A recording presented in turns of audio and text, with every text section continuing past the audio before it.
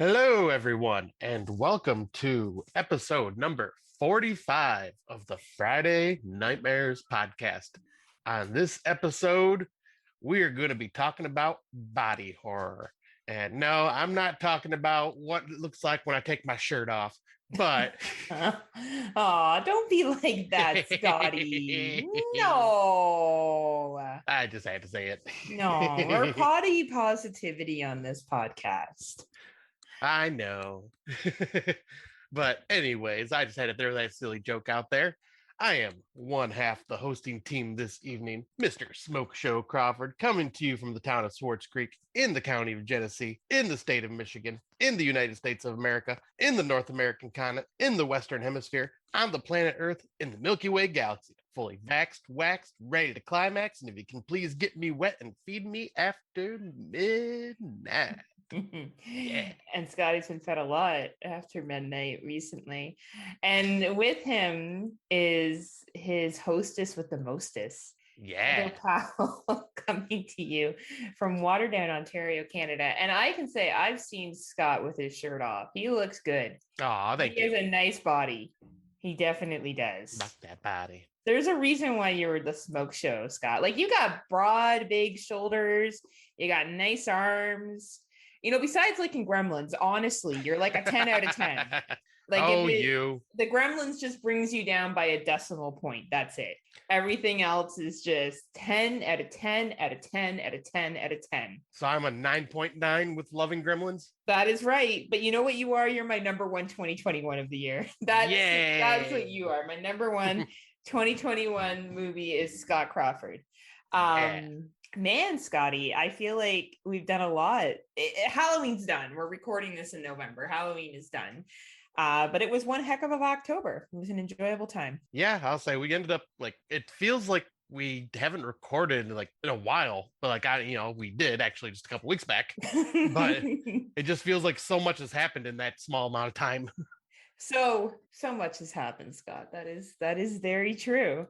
I went to the Frightmares convention last week, which was great. Shit, like it was way better than the one that was there 4 years ago. It was very large in comparison. They had some stars there. Felissa Rose, of course, had a very long line, always does. Oh yeah. There was some great distributors there for different films. Vinegar Syndrome was there. Nice. Some really cool special effects stuff. Some great vendors. I bought a mask. I got one of my little It pen, one of the little Funko Pop pens, only with Pennywise on it, which was pretty awesome. And yeah, I was impressed. I was there for about an hour and a half, and my friend, she went to the Fan Comic-Con Expo that was right next door. So it was worth the trip to Niagara. I got partied pretty hard. Yeah, you did. Saturday night. I went to a club and I dressed up as one of the characters from Rocky Horror Picture Show. I did share pictures to the page. Thank you everyone for your kind comments. That was a badass costume. Thank you. Yeah, everyone got it at the bar. The only two people that didn't get it, and Scott knows who they are, is Amber and Ann.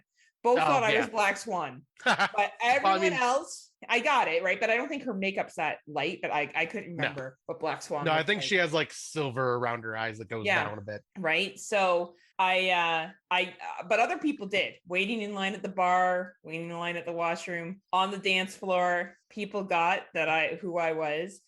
We were there till about 1:45 in the morning, and then came home and smoked a fatty, and I was up till 3 a.m. So I felt it for like 2 days. 2 days afterwards, I felt it. And then I was like, okay, I was saying to my people, we got to rest because Scott's coming up in 2 months, and we need to be you need to get that energy for when Smoke Show shows back up. Party baby. There'll probably be some parties in December's, but nothing like going out to this club. It was just, for COVID, people wore masks when they were walking around and stuff. Canadians are pretty good. They mostly listen. I would say like 90% of the people listened. It was a party. It was good to be back, good to be doing fun things. The drinks were strong. George, Scott knows who George is, went to the bar to get his drinks, and he came back, and I thought he got me a double because it was so fucking strong. Like, we'll have to, when you come, we'll have to take you to the upstairs bar, Scotty, because they poured me a cranberry and vodka, and it was strong. And he got a fucking double. But mind you, he's bigger than me, right? So he can But manage still. that shit. But, oh man, it was like, yeah, it was party time. And then Halloween night was good. We had a lot of kids, not as many kids as you. I'll let you talk about that because you were a candy handing note machine. Oh, good Lord, was I ever. But how was your Halloween weekend? I don't know. Is there anything you want to share about what you did? Well, I mean, as we were talking about on the last episode, like I had my date day with Mandy, and we ended up well, we didn't end up doing a lot of the stuff we had originally planned because Scott, as soon as he turned, well, Smoke Show, as soon as he turns 40, just falls a freaking apart. So what you're saying, you was too afraid to go to the haunted house? Yes, no. You didn't want to pee your pants on the first date? But no. Not your first date, but yeah.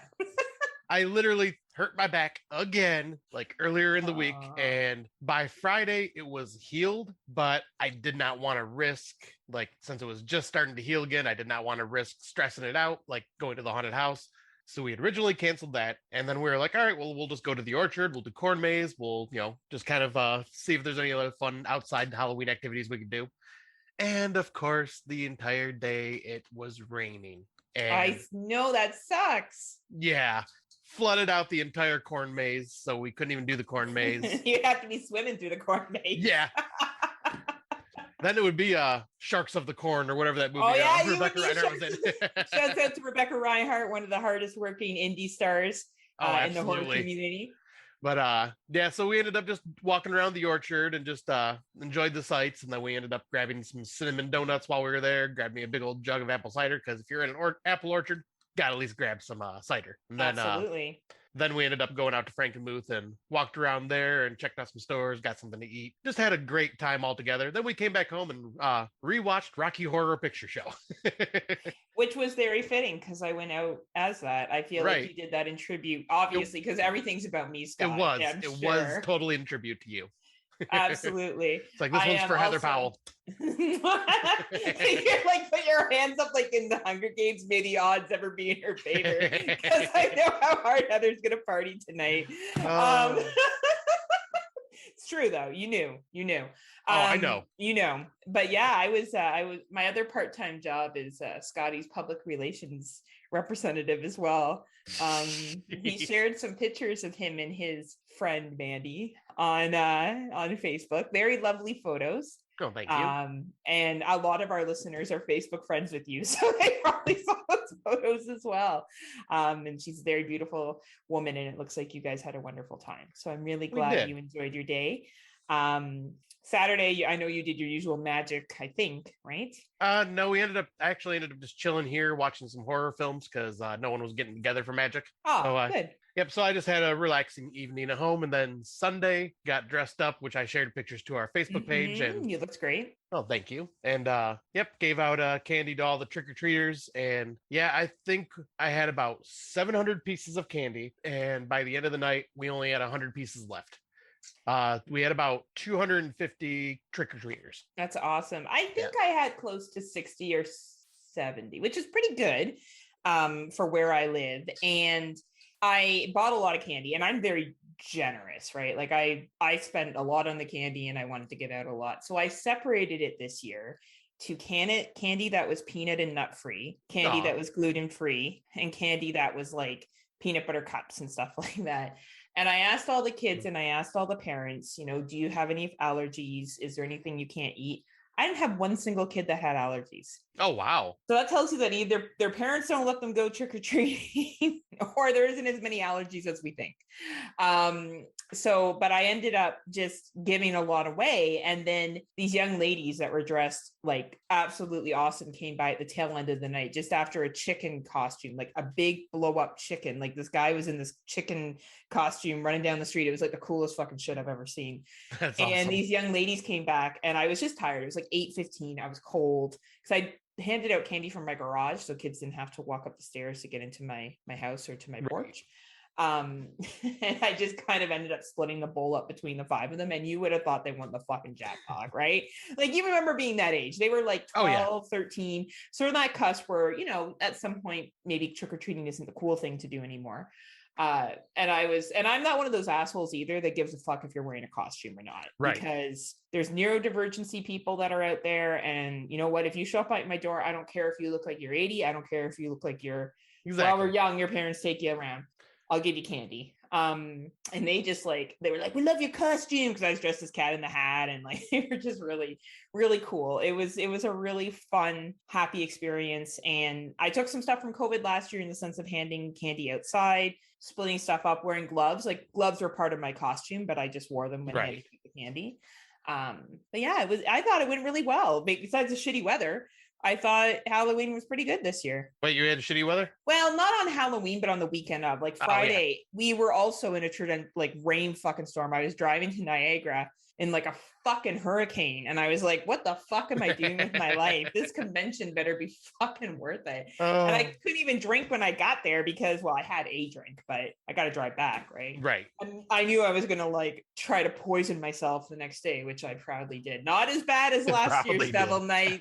Not as bad as last year's Devil Night. I stayed away from the shots. At one point, Amber and Dave and George and I were all chilling, and they're like, oh, we should do shots. I'm like, none for Heather. Heather learned good for you lesson last year. Heather doesn't play that because Heather's gonna go home and fucking puke all night if she goes down that road.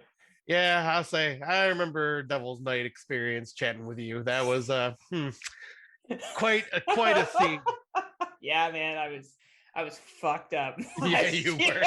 That is the only way to describe it. Speaking of like fucked up, I loved Lucas Dickinson shared a meme to our Facebook page. If anyone's not on the Friday Nightmare page, please join us. We'll let anybody in. Scott and I, for fuck's sakes, run it. Anyone can join. So true. But it was like the Pet Cemetery, which made me think of this, right? Oh, yeah. Gage and it's Mariah Carey's All I Want for Christmas, and Gage, like, it's the kid in the truck's the Mariah Carey song. And I find that fucking shit hilarious because it's true. November hits and all of a sudden that fucking song comes on everywhere you go to. Mm-hmm. Everywhere. And that is why I have been like standing my ground this entire week. So people probably have noticed, but every day this week I have posted a meme that is basically anti-Christmas, because it's just like, well, I mean, obviously for us Americans, not for you, but we still have Thanksgiving coming up, and you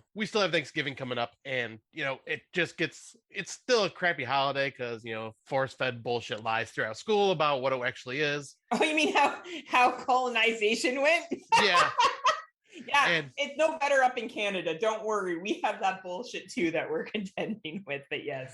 But yeah, at the same time, it's like, at least let the other holiday hit before you bring in Christmas bullcrap. It's like, give us that little space, like, because Thanksgiving just kind of gets bowled over. I mean, the only reason I like Thanksgiving is for my family, to see my family anyways. But it's like, you know, I don't need to be reminded about Christmas as soon as the clock strikes 12:01, freaking Halloween night turning November 1st, and be like, oh, Christmas music's the rest of your life.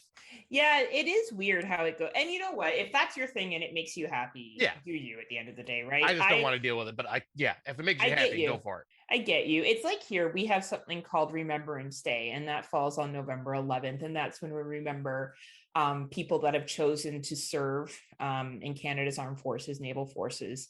Originally started with World War I, World War II, the veterans from there. And I do acknowledge it. My grandfather served in the Second World War, and both grandfathers did actually.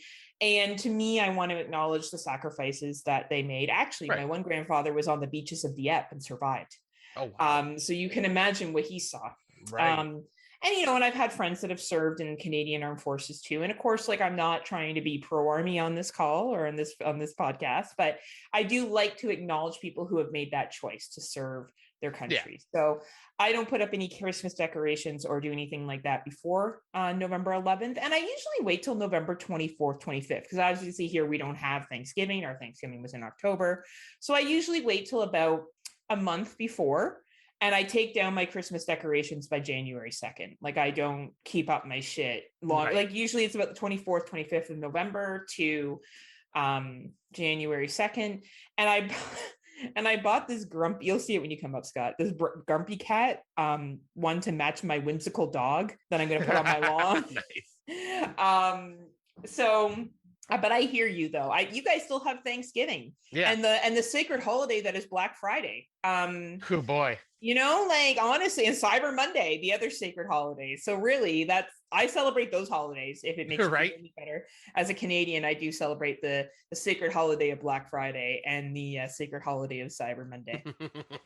Yeah, because that is like usually when I will start to get into the Christmas spirit. The Christmas holiday for me has been kind of crap the last couple of years anyways. Yeah. But if I'm going to do anything Christmassy, I always wait till Black Friday because it's the day after Thanksgiving and then it's officially the month until the Christmas holiday. So it's like, yeah, I'll maybe throw on a Christmas movie or something like that. And if I'm in the mood, I may decorate, but 95% of the time I don't decorate because I just don't care. Now, here's a member, Barry. Usually you do that. Oh, yeah, you remember? Oh, yeah, I remember. Yeah.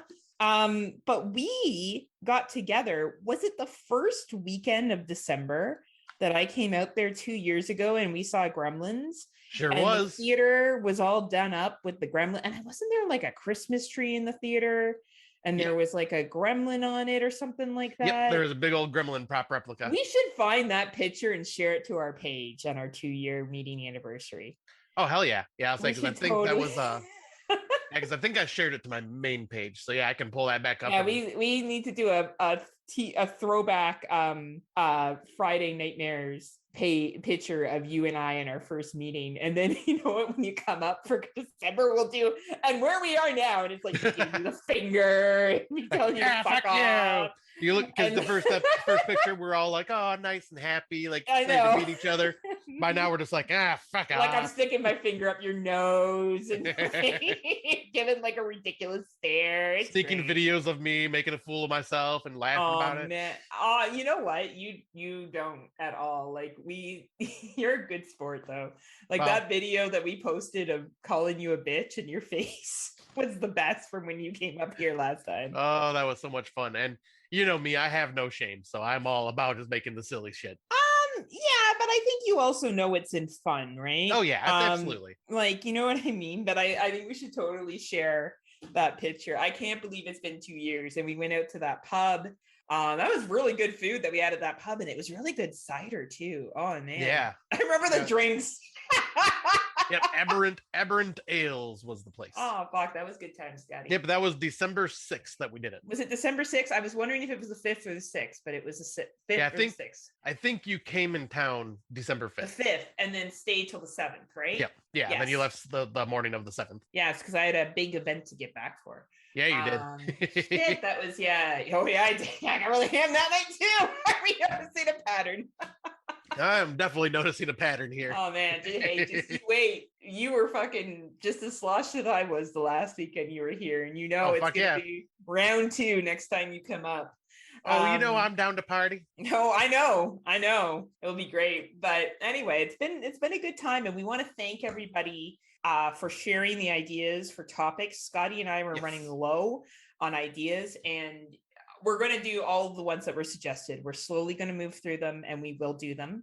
Thank you for making our lives easier. And thank you for listening. I checked our numbers today, and we increase downloads every month. And it really means a lot to Scott and I that you choose to listen to this podcast. We appreciate you, and we're grateful for you. And thank you. We love all of you. And I just have to ask the question, are you guys okay?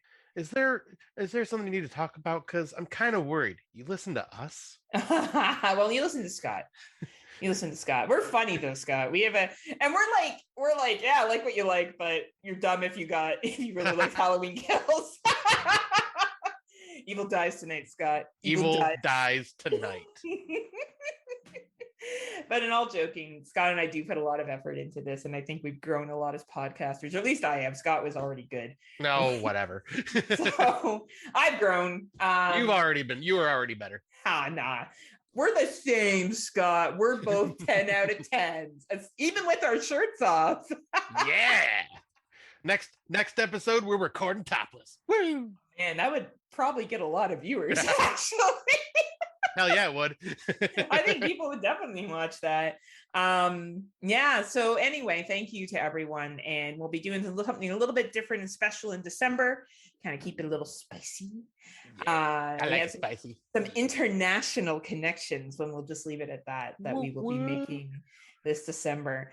But in the meantime, let's get to our 2021s. We don't have all fucking night. Scott has a date and a bar to get to, and I got a fucking football game to watch. So we need to get down to business. PFL, everyone, not NFL, the Canadian Football League, the league no one cares about. So have you seen this one? I think you told me about this one, Scotty. I don't see anything on our screen. You can't see it? Nope. All I see is play again, go to library, play previous list. So I don't know what that is that you're sharing to me. How about this now, Scott? Do you see it now? Hey, there we go. All right. You know what the best is? That was sitting there for a while before he said anything. I know, because I was just waiting. I'm like, oh, she'll switch it over. That's really funny. All right, let's get this bitch started. So yes, I did see this one. I was the one that recommended it. All right, you introduce this bad boy then. All right. So the first movie we gonna talk about is We're gonna talk about this movie here. We're talking about this movie right here. It's a good right here. I'm gonna tell you what. I'm in rare form today, people. Sorry. It's Friday. We just finished work and we're overly excited. Yes. So the first movie we gonna talk about is The Deep House.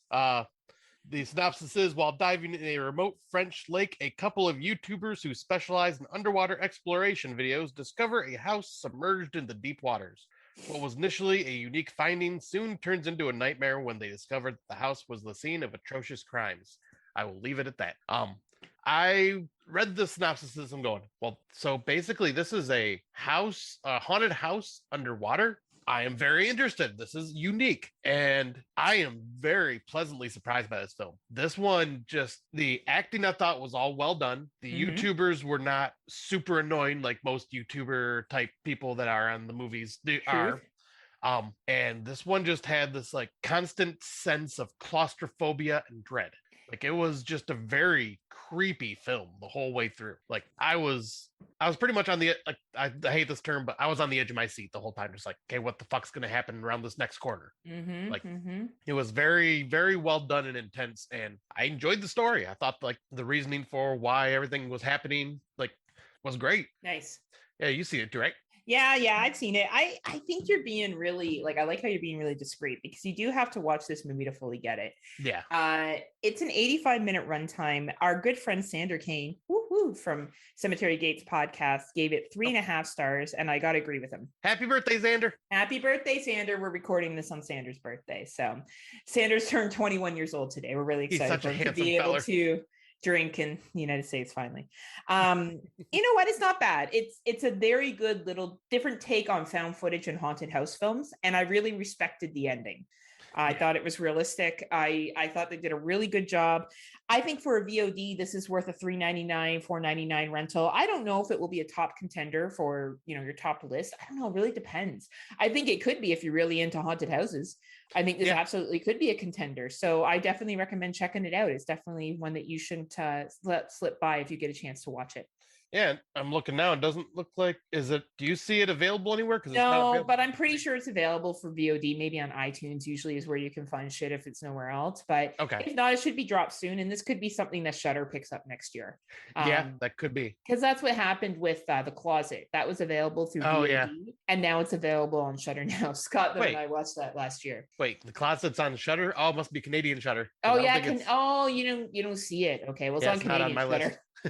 Canadian Shudder gets it, but yeah. So the next one is a little anthology that stole from other anthologies, which is fine. That it did. And you know what? I assume you just buy the rights to the movies and then show them in your anthology. So it's fine. This is called Grave Intentions. It's an 88-minute runtime. The anthologies are actually quite good. I really actually liked one about a father and son. I thought that was really, really well done for a low budget film. I also enjoyed the first story in this quite a bit too. I thought it was a very subtle scary without doing any kind of real blood or gore. And there was one in here that I've seen in other ones as well, which is a very good story. But the wraparound looks like it was filmed with somebody's like a Halloween at like one of those garage haunted houses, and someone was just pretending to be practicing witchcraft. It's a little cheesy. But as anthology goes, I think the anthologies, for most of them being pretty low budget, were pretty good. I found them entertaining enough. Scott gave it a 2.5-star rating. I would probably give it a 3.5-3-star rating on Letterboxd. I think I enjoyed it a little bit more than he did. I did enjoy the first story a little bit more. If you're sorry, go ahead, Scott. I'll say there's a reason for that when I talk about it. Well, go ahead, talk about it. Okay, so yeah, like the reason I'm giving it like a 2.5 is because there's only like 2 stories that really kind of stuck out to me. One you referenced earlier being like one that's been seen a billion times before. Mm-hmm. The other one actually just pissed me off, and it was just because of what happened to a living thing, let's just say. Oh, okay, yes. And I was messaging Heather about it, and I was just like so upset and pissed off, and I'm like, well, if that was the point of the movie, good job. You got me pissed. But I did not like that. And that like really just felt wrong and mean-spirited. Yeah, that is a very fair statement to make. And being who I am, I was just like, nope, I do not like that. So it's like the other stories, I honestly just don't remember. See, that tells you probably not. So, if you really like anthologies and you're someone that likes to watch every single anthology, I would say check this out. Right. And to be fair, I did watch a lot of 2021s this last 2 weeks. So it could just be everything's blending together right now. It wasn't that great.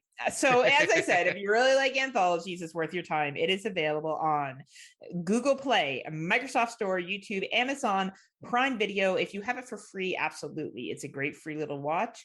If you have to pay for it, I would say $2.99 would be the top of the line that you want to be paying for this bad boy. Now, Scotty, why don't you introduce the next one? All right. So the next one is a Netflix original, and it's a sequel to a film from last year, and that is Nobody Sleeps in the Woods Tonight, Part 2. I remember enjoying Nobody Sleeps in the Woods Tonight, the first one, a decent amount, because it had a lot of homages to other slasher films and like certain kills, and it was just a fun all-around Polish slasher. However, this one went in a very sequelitis weird direction. Added a new element to this story about how people, like how the killers are what they are. Went a really, I thought, decent path for the first 2 acts. The third act hits and you're going, what the fuck am I watching? What is this? Like it was so weird and just kind of ridiculous and just eye-rollingly bad, and it was definitely a step down from the first one. It had still some amazing kills, like, and some really cool practical effects, but the storyline was ridiculous and there wasn't any character I really cared for in this one.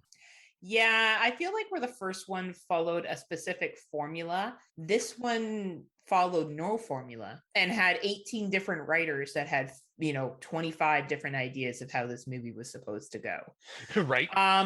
It's fine, I guess, if you really want to watch something on Netflix. I honestly like the first one a lot more. This was kind of a letdown for me, but it has a 1.9 rating on Letterboxd, so apparently Scotty and I aren't the only ones who felt that way. I don't know if you really like the first one and you want to see how this continues, so you can watch the second one. But for me, this is kind of along the lines of Don't Breathe 2. You're better off just watching the first one. Right. And just leaving it at that. So yeah, let's everybody, I would like to announce that this is Scott's #1 movie of 2021. Oh, good Lord. She's been teasing me about this. He's really excited about the relationship in this film. This film is called L'Âme, and it is a 2021 release. It is an A24 jizz fest, and it's 106-minute runtime, and it is about a couple that keep a lamb and raise it as a baby. I'm sorry. And it's a half lamb, half human. So it's walking on. Spoilers! Well, you see it in the trailer. Oh, but some people like Dave Z are listening to watch trailers. Now you've ruined it. Now we can't watch lamb. Dave, it's okay. We saved you time. Just go make a lamb chop. You'll probably enjoy it a lot. You know what? In all fairness to A24, I joke, well-made movie, well acted, well filmed, quality film. And I got the message they were portraying in this film. I did applaud the special effects, both CGI and practical, amazing. I think they captured rural life very well. I think the exploration of the relationship was done very well, all the relationships. Um, it just wasn't for me. Not a bad Yeah. movie. And if people put this in their top 10 of the year, I would totally understand why. Same way I feel about Saint Maud. It just didn't work for me, but I can see why A24 picked it up. Well-made film. Not a lot of horror in it. It definitely, but it does advertise itself as a drama, in all fairness to it. Like, Right. I think we just assume because A24 picked it up, it's a horror film. Like, I think that's more horror fans just jumping to that conclusion. I think it's because it's just weird enough to be horror. It is. And like you could argue that, you know, Scott gave it away. A half lamb human baby is scary. And it's, you know, part of mythology and stuff like that. And there is some sad scenes to it. The ending is very much a gut punch. I would say to you, if you enjoy movies with strong metaphors in it, if you liked last year's Swallow, or you enjoyed The Witch even, or other stuff like that, I think you'll appreciate this film. It just wasn't my jam. Any thoughts you have on it, Scotty? Yep, because I actually did just finish it right before we recorded. So I did get to the end finally. But this was one that I was teasing Heather about because she was just like, oh, this is A24. Scott's gonna blow it. And because I do love me some A24. And I'm like, I am more on the lines of this is just weird enough that I have to see it. And yep, that's pretty much what I got. Just weird. It was really, like you said, well made, well acted, like really well put together. It's a little bit of a slow burn, but at the same time, like it's paced very well. So it's interesting. Like it's interesting. Yeah. And not a whole lot of dialogue compared to like most films. Like no, but A24 doesn't like to have a lot of dialogue. Right. Like, but yeah, this one just left me wondering, like, what, huh? See, okay. I didn't find it as weird as you did. Like, I got the messages behind it. Oh, I did too. I just was like, I think also for the culture that I think this was made in Finland. Yeah, I think film, so. Right. I think perhaps there was more cultural meanings for them. Oh yeah. There were some animal parts in here that were hard for me. Yeah. Because if you know a lot about babies being taken away from their mothers, it makes it a little tough to watch, but you know, it's a movie, you know, like it is what it is. It's available on iTunes, Google Play, YouTube, Microsoft Store. I think if this is, you know, slow burns, A24 is your jam, you're an A24 completist, or some of the movies you talked about, you really like metaphors in your movies, I think a $4.99, $5.99 rental is worth it. This movie is well done. You're not going to be disappointed. I'd watch it again for the cute little lamb that's in it. Like, I'm not going to lie, the lamb child is pretty fucking adorable. So that kind of won me over. Won't be on my top list at the end, but I would never criticize someone who did have it on there. Like, it's a good movie. Yeah, I gave it a 7 out of 10. So it's still like a good movie, well done. It was a strange one. Yeah, just wasn't your jam, right? Yeah. But yeah, we can jump on into the next one, which is a Shudder exclusive. Mm-hmm. This is Horror Noire, not to be confused with the Horror Noire documentary, which is exactly what I thought this was. I thought this was a follow-up to that documentary, and well, no, it was a 2.5 hour long anthology with all black directors, majority black cast, like everything done like in that style. And I found it to be a bit long in the tooth, honestly. A lot of the stories either went on for way too long when they should have ended a little bit sooner. None of the stories really grabbed my attention and held me. I found them all to just be kind of okay.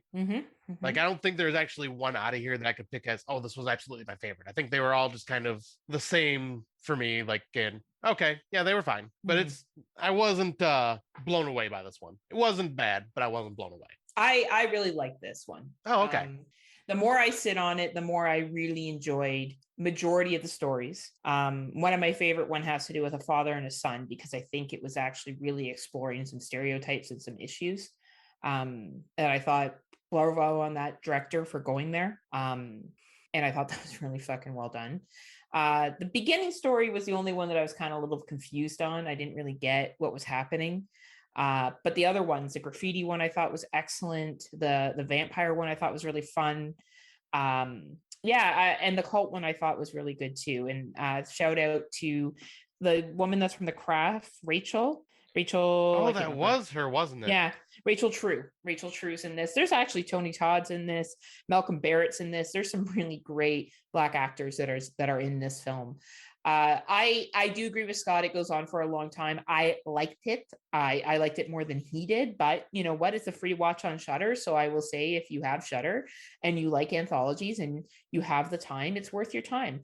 Yeah. I don't think it's overly political personally. I think the one with the graffiti is funny of some of the stuff he says about white people. Like, oh yeah, and it's not an insult to white people. It's actually really funny. And there's a line that's said back that I would use to quote in papers that someone says back to him. And it's actually a really good point. But I didn't think it was, over the top, political or anything like that at all. I think it was just different storytelling from different perspectives. I enjoyed it. I enjoyed it quite a bit. So you got two different perspectives on it. So check it out if you have Shudder.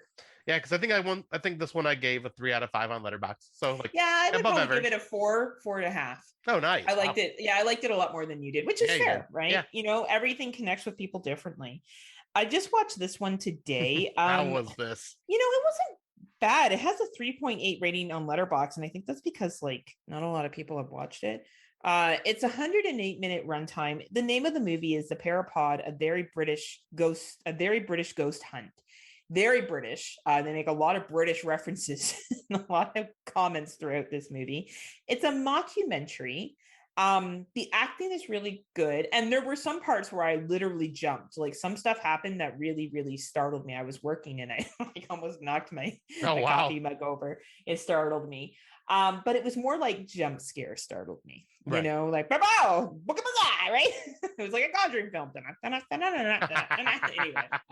So I think for a mockumentary that was like medium budget, they did a pretty good job. The two actors in it are pretty good. I thought they were pretty awesome. They definitely made me believe they were just two friends making this film. I don't know if they'd ever even met each other. So I bought into the fact that they had maybe just met each other, but I found the ending really was a letdown. They could have done a lot more with it. But if mockumentaries is your thing, this should be available to rent soon. Yet again, this may be something that's picked up by Shudder or Prime. Definitely, I don't think this is a Netflix film. I think this will be a Shudder or Prime kind of thing that will get picked up. And I would say if you do find it to rent somewhere, $3.99, $4.99 rental is fair. And I guess I'll do the next one, and then Scotty can take over from there because he watched a whole bunch. So just before we recorded, I watched the most recent Paranormal Activity movie, Next of Kin. It's a 98-minute runtime. You do not need to see the other previous paranormal movies in order to watch this one. I don't know. If you like Paranormal Activity movies, you'll probably like this one. It's not as... Okay, how the first Paranormal Activity was just basically about a ghost in a house? Yeah. And then they built on the lore of everything. So this one comes with a new lore. Oh, basically, they've included a lore and a haunting and weird ass shit happening all in an Amish community. It's fine. For a paranormal found footage film, I had a good enough time with it. Would it be super ranked high for me? Probably not. I'd probably give it a 2.5 to 3 on Letterboxd. I was entertained, but I didn't think it was the best. But I don't love all Paranormal Activity movies either, right? I think they're okay.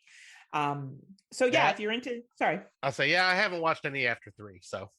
Okay, well, yeah. So I think you would, I think perhaps if you had Mandy over and you guys just wanted to throw on something and be like, hey, let's watch some found footage. It's a good found footage film.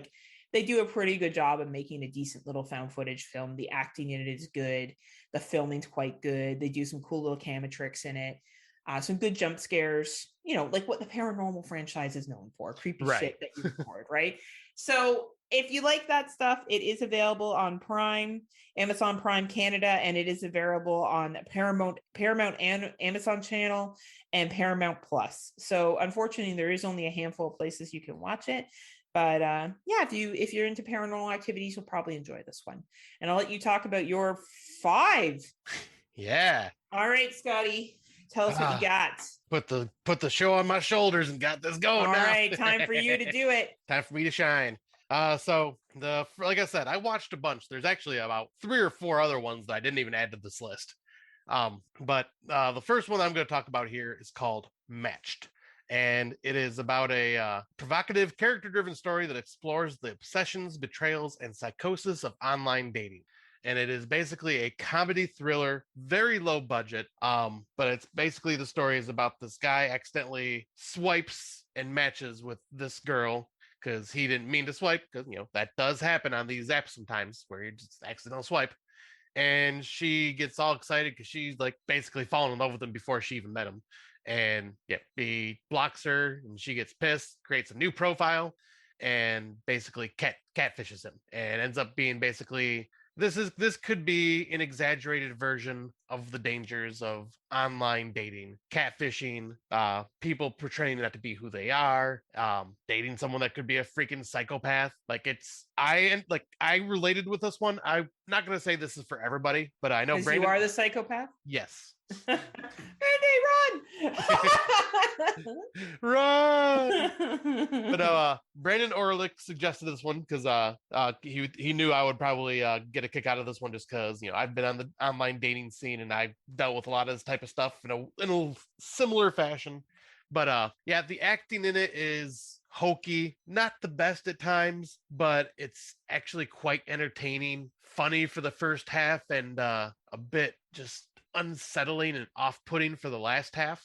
And like all around, I found this to just like it struck a chord with me. I'm not going to say it's like the greatest thing in the world, but it's definitely one of those really indie, low budget films that just kind of hit the right notes for me because of the stuff I've dealt with in the past. So yeah, I had fun with it. I don't see it available anywhere, so I'm guessing it might be like iTunes or something like that right now, or it will be coming out soon. But I gave it a 7 out of 10. Like I found it entertaining enough, and I would recommend everyone else check it out. Just may not be your cup of tea.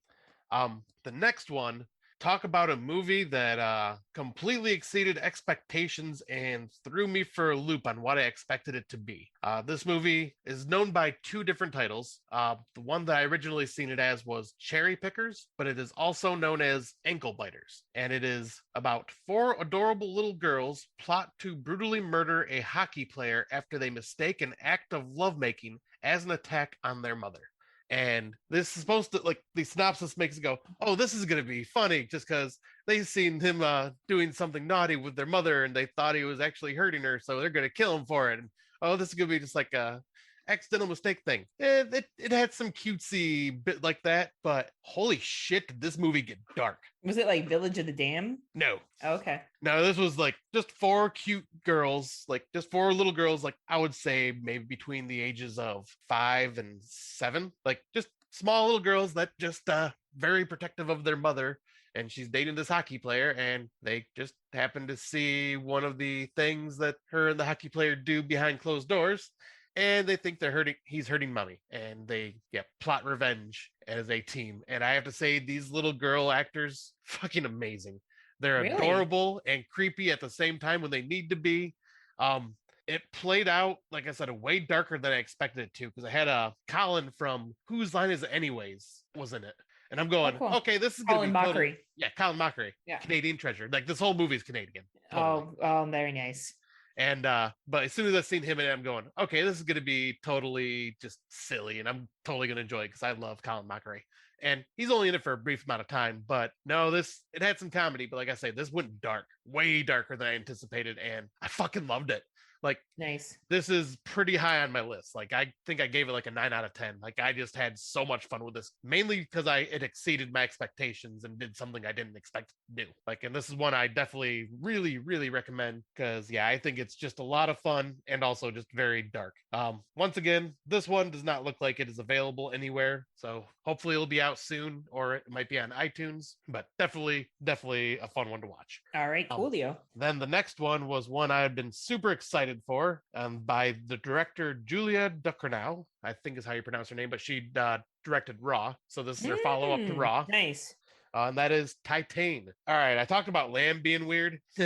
No, this is fucking strange. Like Hold My Beer strange? Pretty close to it, yeah. Okay. You could tell she was very inspired by Cronenberg in many ways. Oh, who we'll be talking about today? Yes, we will. But this is let's see if they actually have a good synopsis because IMDb had a shit one. All right, so yeah. Following a series of unexplained crimes, a former firefighter is reunited with his son who has been missing for 10 years. That is a very vague plot synopsis, and I'm leaving it at that because the less you know, the better or more weirded out you will be. Awesome. But yeah, this one was extremely well shot, extremely well acted. The story for me drug a little bit by the second act, and just kind of went in a completely different direction that I didn't anticipate. But altogether, this was like a solid film. I personally like Raw better, but I think I might just because of the storyline of that more. Raw's a good film. Yeah. But this one is a must watch for anybody by the end of the year because I will not be surprised if this makes it to people's top 10s. Awesome. Good call, Scotty. Good call. Yeah. Very, very, very well done movie. Awesome. And I'm very excited to see the next thing she ends up doing. Awesome. The next one. Oh boy. So I was scrolling through our good friend's Plex and I seen this movie and going, oh, the cover of this looks disgusting. Okay, I am gonna watch the trailer. And basically, this movie is called Cyst, and it's in the 1960s. A nurse's last day on her job is ruined when a doctor inadvertently creates a cyst monster that terrorizes the office. This is definitely harkens back to like the old B movies of the 50s and 60s with like the giant brain or the giant eye. And it's just like this mad doctor that's created this machine to remove like large cysts in a quicker fashion, leaving less scar tissue. However, this machine accidentally cuts off someone's cyst and somehow turns it to life. And it just gets growing bigger and bigger. This is, once again, more body horror, very goopy, gooey, gross out, very tongue-in-cheek, very meant to be like that B movie style. I had a lot of fun with it. It was definitely super low budget, but the practical effects, there was all practical effects, and the practical effects in this were awesome. The gross out stuff reminded me a lot of like Dead Alive with the pudding scene. Okay. But yeah, very just fun, cheesy film. Just something I wanted to like. I was just like, this looks dumb and fun, and I was not disappointed. It was funny as hell. It was gross. It was awesome. I'm glad you dug it. Where can you find it? Once again, this looks like one that's not available anywhere. You guys all gotta wait. Scott's just teasing you at the goods. I know, and I'm sorry, I forgot to say that for Titane, it is available on iTunes, Vudu, Google Play, AMC On Demand, and Redbox. Nice. And then the last one I will jump into is Isolation. And this one is available places. Yay. Oh, yes. Good. But this is actually an anthology with 9 shorts based on the filmed during lockdown, and each episode or each story is based off of COVID, basically. Oh man, like how people are like different stories and how people are around the world are dealing with COVID. Oh, like everyone's doing so good, so it should be a really feel good film. Yeah, because you've got like, and it's of course exaggerated in some film or some stories, of course. But yeah, all around I found most of these stories to be good. Some hit a little too close to home. Some made me laugh because there's one about a conspiracy theorist that thinks that 5G is now in her 5G caused COVID, and that the CIA is listening to her through her freaking fillings in her teeth and all this shit. So you got you got like it's pretty much hitting all walks of life with each different story. Wow. Yeah, I had fun with it though. Yeah, if you are one that's just not wanting to deal with being reminded of what we're going through, or it makes you just a little uncomfortable thinking about it, wouldn't recommend this one. Okay. But if you're one that's just like, yeah, let's see what kind of movies can come out of this pandemic, well, here you go. This one has some pretty good stories. One of the stories was directed and acted by Larry Fessenden, who's just always amazing. Nice. Yeah, so there's some talent behind this, and yeah, I found it to be pretty dang entertaining. Like I liked it better than the other anthologies we talked about so far. Well, I'll have to check that one out because I do like anthologies a lot. They're my jam. Yeah. Wow. Like Scotty, how do you feel? Like I feel like you just fucking went balls to the walls on these 2021s. I went through a freaking marathon. Like I said, there's like 4 more I could have talked about, but I'm like, yeah. We didn't want to be here all night. We got bars to get to, people to visit, football games to watch. Scotty and I are busy people. That's right. We're important people too. We're important. Absolutely. Well, we've given you a nice little list there of where we're at. We're going to be slowing down with our 2021 watches. Probably. I don't know. Probably not that You much. think you are. Okay. Well, I'm going to be slowing down with my 2021 watches. Scott wants to catch up a little bit more. So yeah, it'd be interesting to see what we come up with in the next little bit. So, and we still got some other films that are coming out that we're kind of excited for that we'll shout out at the end of the episode. Yes, we do. Yeah, we do. Yeah, we do. Yeah, we do. In terms of older films, I finally got around to watching Pyewacket, and this is a 2017 film. I kind of skipped over it, but I had heard about it. Like, I had heard podcasters reference it. Actually, Venom is someone that comes to mind that he's mentioned this film. I don't know if he liked it or not. I think he was pretty high on it. Was he? Yeah. And it was a TIFF film. It was a film that was shown at the Toronto International Film Festival. And it was also a Canadian film. It was made in Canada. And I enjoyed it, not because it was made in Canada and not because it was shown at TIFFs. I thought it was a very good take on witchcraft and what can happen if you fuck with things. And I thought the interactions between the daughter and the mom were very legit. I thought the acting of everyone involved, I felt like I was just watching somebody's life. Like, it didn't feel like a motion picture. I felt like I was just watching these people interact, and it was creepy. It was creepy. I enjoyed it. I'm glad I finally got around to checking it out. If you enjoy witchcraft-like movies and you like very raw, real filmed movies where it feels like you're just watching someone's life, I recommend it. Have you seen it, Scotty? Yep, I watched it the year it came out. I wasn't as high on it as you are, but I was also not in a good place at the time because I was hospitalized and watching it on my phone. So probably not like the best time to be watching a movie like that. So it's one that I would like to eventually revisit because I have a feeling I would like it a lot more now. Nice. Awesome. Well, I'm glad that you've at least seen it, and now I can add it to stuff I've seen. Right. Slowly I'm getting through, like, I feel like I'm getting through these bigger ones that other podcasters have talked about that I missed because I just wasn't watching movies to the same extent that I am now. Hopefully now I'm not talking about something and somebody's going like, hey, I'm going to go check that out, you know? I do have one that I want to recommend to you. Oh, sure. I think you would absolutely love. Sure. Now I think it was from 2018 or 2019, but Tigers Are Not Afraid. Yeah, I've been avoiding that one because of some of the content in it, but I think I'm ready. Yeah, just because of the politicalness of it too, I think you would. It's right up your alley. It is a bit like heavy, but yeah. Yeah, I just don't like with things with kids, you know. Yeah. Like, it's one thing, right? That's silly and that doesn't happen. Yeah. But like some other stuff is a little too real for me. But that's cool. I'll definitely check it out. Did you have an older film you wanted to shout out? I did not watch any older films. Like, besides, I did rewatches for Halloween, like of older stuff that like Trick or Treat, Halloween, blah blah blah. What did you watch Halloween night, Scotty? I ended up watching House on Haunted Hill, the original, because like I said, that's one of my traditions. That's right. And I threw on Young Frankenstein while the trick-or-treaters were out. That's awesome. Well, we'll break into what we've been listening to. I would like to shout out Cameron Sullivan from the Jacked Up Review Show. Cameron has asked me a long time ago to listen to his show. Unfortunately, I've been drowning in my jobs and graduate school, which will be over soon. Yay! I graduate in hopefully a month.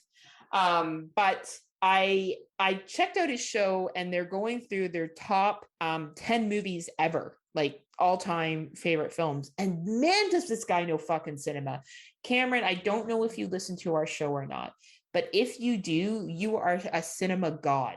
Like, he had movies that he's talking about. Like, I feel horrible because I'm pulling a blank on them now, but like, we're talking everything from the 20s all the way up to recent present day. This guy is seen. Like, he just watches everything and knows a lot of details about the background, how the movies are made. Like, he's a true cinephile.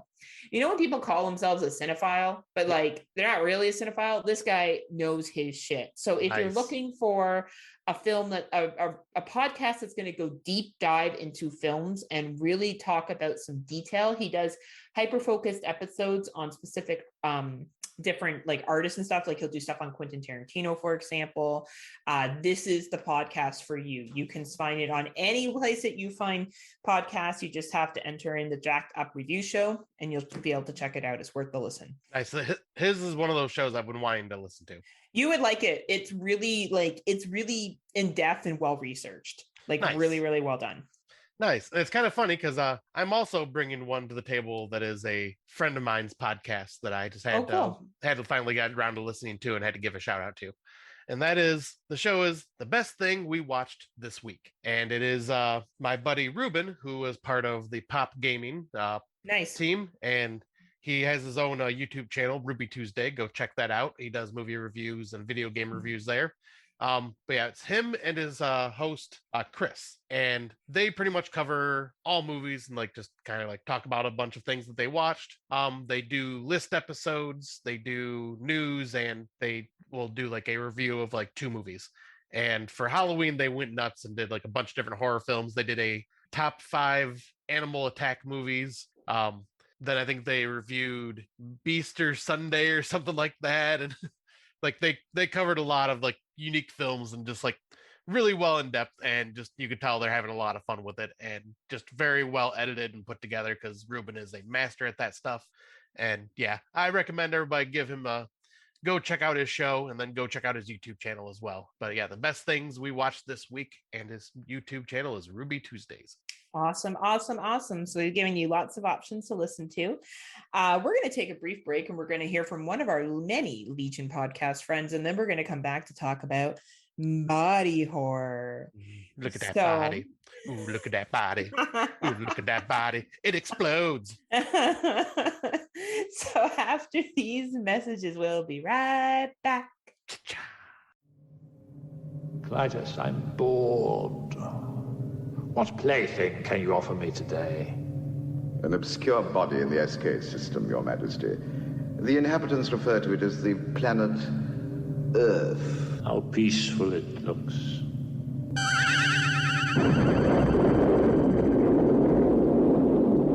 Most effective, Your Majesty. We'll destroy this Earth. Destroy it utterly.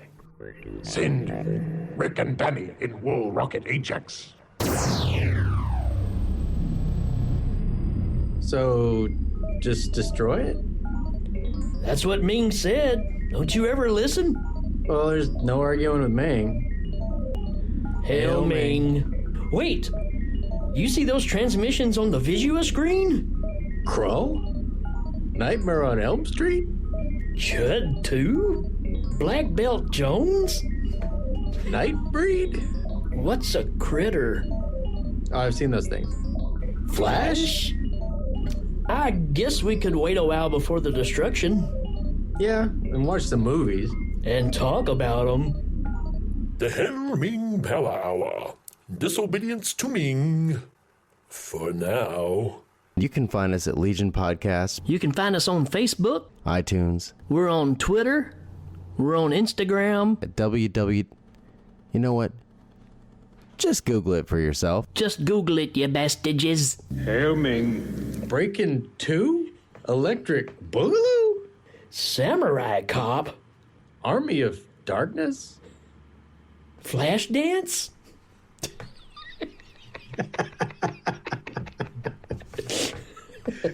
We might destroy the planet if it's flashbang. And welcome back. As we discussed earlier in the opening of our episode, we are going to be talking about body horror. And I know Scott actually really digs films with body horror. Like, I think it's your thing, isn't it? It is definitely a category I really do enjoy. I think mainly because a lot of the time there is a lot of really cool practical effects involved, and it's a good way to showcase people's talent. Awesome. And well, plus, yeah, there's some just fucked up stories too. Yeah, there's some great special effects. Actually, body horror really bothers me. I don't really like body horror. So when we did this topic, I was like, oh my God, what movies is Scott going to choose? And I enjoyed all of them actually. So it'd be nice to talk about them in detail. But before we get into that, there was a article that was published on Bloody Disgusting back in December 6, 2018 called Be Afraid, Be Very Afraid, an Intro to Body Horror. I'm going to read just parts of the article. So when you think of body horror, obviously David Cronenberg likely pops into mind. We'll be talking about him today. The director's earlier horror films cornered the market on gruesome, psychological, twisted transformations and the breakdown of the human body, after all. But body horror existed long before, with Mary Shelley's Frankenstein as an earlier example. That's true. I don't think of that as body horror, but I guess it absolutely was, right? Yeah, and totally was. Totally was, right? And the subgenre has thrived and evolved long since Cronenberg left horror. Well, the one Cronenberg's left horror. Right. You could still argue that he's around. But anyway, horror is a genre that flourishes on the fear of the unknown. And this subgenre exploits the fear in the worst possible way. So body horror is a reminder that sometimes death is better. See what we did there? As we watch and discuss, while the victims are trapped inside their own bodies as it degenerates, mutates into something unfamiliar or unidentified. On a visceral level, it's disturbed because it's disturbing and gross to look at. On an emotional level, body horror instills a deeper level of fear because we tend to fear losing who we are as people. A great example they talk about here is Seth Brundle's slow mutation in The Fly, but we're going to get into that later, so I'm going to just skip over that part for now. But body horror as we know it began to emerge in the 1950s with The Fly and The Blob. I never really thought of that. Like, that's true. That's kind of where... No, I've never seen the original Fly. Have you? Nope, I am guilty not seeing that yet. That's interesting. I wonder if we would like it. We'll have to watch it at some point and see. I'll say it's got Vincent Price in it, so I gotta watch it at some point. Oh man, you got to check it out, right? So both standouts of horror for its time, both showcase a practical effects, and both would eventually get remade decades later. The most prominent entry in body horror in the 60s was surprisingly Rosemary's Baby. So this classic horror film explored the fears of motherhood, and poor Rosemary Woodhouse never truly had autonomy over her own body. I get that. Her own husband drugged her and offered her up to Satan, and the resulting pregnancy was controlled at every turn by surrounding witches. Yeah. Wow, even when the antichrist baby in her womb was making her very ill. So then we get down to the 1977 body horror, which Eraserhead. I don't think I've ever seen that one. Have you? No, I've most of the David Lynch films I've seen I've not been a fan of, so I just never bothered with that one. Fair enough. What about The Incredible Melting Man? I seen that one when I was a very young kid. I remember scenes of it, but I mainly remember what the VHS looked like, so I don't remember a lot from it. I just remember it was very gooey. Fair. I've seen Rabid, so have you. Yep. Which is also Cronenberg. So Cronenberg had already began his exploration of body horror with the 1975's Shivers, but Rabid broadened the scope of horror as the lead Marilyn Chamber Rose felt herself patient zero for a zombie outbreak thanks to an experimental procedure that was thrust upon her post-motorcycle crash. The Incredible Melting Man followed an astronaut who slowly melted away upon his return to Earth. Oh my God. Following serious radiation exposure in space. The film is rather dull. I guess narratively it's rather dull, but it's memorable for Rich Baker's fantastic makeup efforts that makes West's slow disintegration so... Is that Gnarly? Gnarly. Interesting. I guess I'll have to check that out. I've never seen that one. So the 80s, sorry, go ahead. Were you going to say something, Scott? Nope. No, okay. So the 80s also explored body horror. We have Alter States. Great movie. Also, oh yeah, of course, right? We also have The Thing, and then the classic Videodrome and Dead Ringers. I've never seen Dead Ringers. That is also a very good Cronenberg film. It was one I almost chose for this episode. Interesting. Well, then we have Student Gordon's love of Lovecraft, delivering gooey, slimy, gory body horror in the forms of Reanimator and From Beyond. Reanimator, loosely based on the short story Herbert West Reanimator, follows the exploits of Jeffrey Combs. Hubert West as his reanimating agents lead to serious undead trouble. From Beyond. Have you seen From Beyond? Yes, that movie's amazing. Oh, okay. So Jeffrey Combs is Dr. Crawford Tinglehast. Is that how you say it? Nope. Tinglehast? Tillinghast. Tillinghast, a survivor of Dr. Pretorius, alternative reality experience gone wrong. Sounds interesting. And then messed up. It's good. Yeah. And then of course we have 1989 Society, which we covered with Mr. Darren Wilson. Body horror would remain subtle in the surreal final act and famously known as the shunting, which Scott came on to see me watching because this website has videos.